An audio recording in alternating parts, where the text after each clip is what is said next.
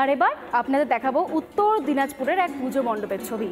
একেবারে অযোধ্যা রাম মন্দিরের আদলেই তৈরি হয়েছে পুজোর মণ্ডপ।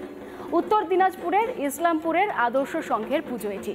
প্রতিমা তৈরি করেছেন কৃষ্ণনগরের মৃৎশিল্পী। ক্লাব কর্তৃপক্ষের আশা যে এবারেও দর্শকদের ঢল নামবে অন্যান্য বারের তুলনায় অনেক বেশি এই পুজো মণ্ডপ দেখতেই।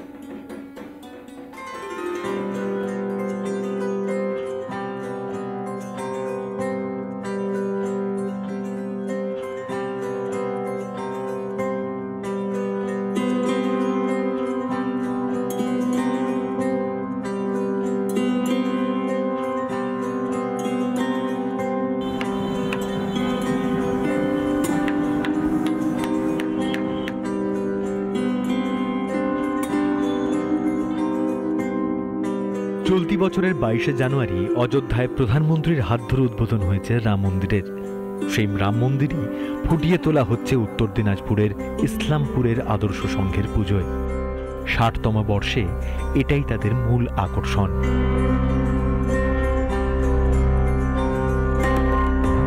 রাম মন্দিরের কাজ কিন্তু বর্তমানে এক জোর কদমে চলছে। প্রতিটি কোণায় কিন্তু রাম মন্দিরে যেইভাবে যা যা ছিল তেমনই কিন্তু ছবির মধ্যে তারা ফুটিয়ে তুলছেন।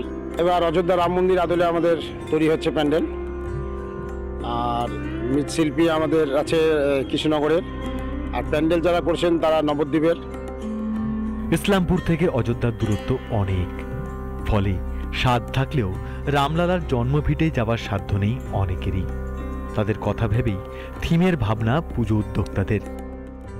যারা রাম মন্দিরে যেতে পারছেন না তাদের কথা ভেবেই কিন্তু এই রাম মন্দির কিন্তু এবার বানানো হয়েছে, এমনটা ক্লাব উদ্যোক্তা বলছে। আমাদের এবছরের মণ্ডপে পুরোটাই ব্যবহার করা হচ্ছে প্লাইউডের উপরে। উদ্যোক্তাদের আশা, পুজোর দিনগুলোতে এবার তিল ধারণের জায়গা থাকবে না মণ্ডপে। উত্তর দিনাজপুরের ইসলামপুর থেকে তুষার বিশ্বাসের রিপোর্ট, রিপাবলিক বাংলা। ৭৬তম বর্ষে পড়ল আলিপুরদুয়ারের দত্তপাড়ার স্বামী বিবেকানন্দ ক্লাবের এই পুজো। এই বছর তাদের পুজোর থিম হচ্ছে দায়বদ্ধতা। মানুষকে প্রকৃতির সম্পর্কে সচেতন করতেই এমন উদ্যোগ নিয়েছেন ক্লাব কর্তারা। চলুন ঘুরে দেখা যাক।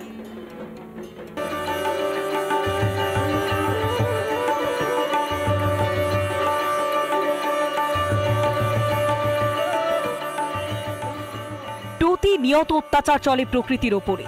নির্বিচারে বৃক্ষচ্ছেদন, জলাশয় ভরাট তো লেগেই রয়েছে, যার খেসারত দিতে হচ্ছে কড়ায় গন্ডার।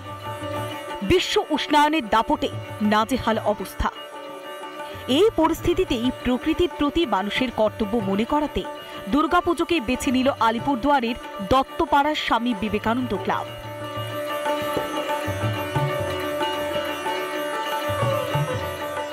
এবার এখানে থিম দায়বদ্ধতা, যার মাধ্যমে প্রকৃতির প্রতি মানুষের কর্তব্য এবং দায়িত্ব মনে করাতে চান উদ্যোক্তারা। গাছ-গাছালির বিভিন্ন উপাদান দিয়ে তৈরি করা হয়েছে পুজো মণ্ডপ। প্রকৃতির বিভিন্ন জিনিস যেমন বাঁশ, তাল গাছের ফলের যে খোসা, পেঁপে গাছের খোসা, এই সমস্ত বিভিন্ন জিনিস নিয়ে কিন্তু এই থিমটি তৈরি হচ্ছে।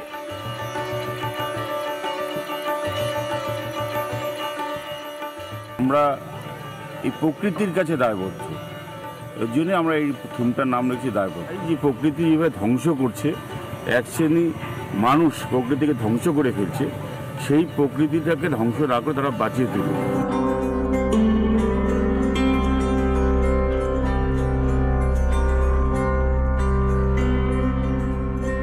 জেলার অন্যতম বিগ বাজেটের পুজো করে দত্তপাড়ার স্বামী বিবেকানন্দ ক্লাব। কোনোবার প্যান্ডেল হয় বাতিল টায়ার টিউব দিয়ে, তো কখনো মণ্ডপ সাজে কাচের বোতলে। এবার প্রাকৃতিক সামগ্রী দিয়ে তৈরি মণ্ডপও দর্শকদের নজর কাড়বে বলে আশা করছেন উদ্যোক্তারা। আলিপুরদুয়ার থেকে সুদীপ চ্যাটার্জি রিপোর্ট, রিপাবলিক বাংলা।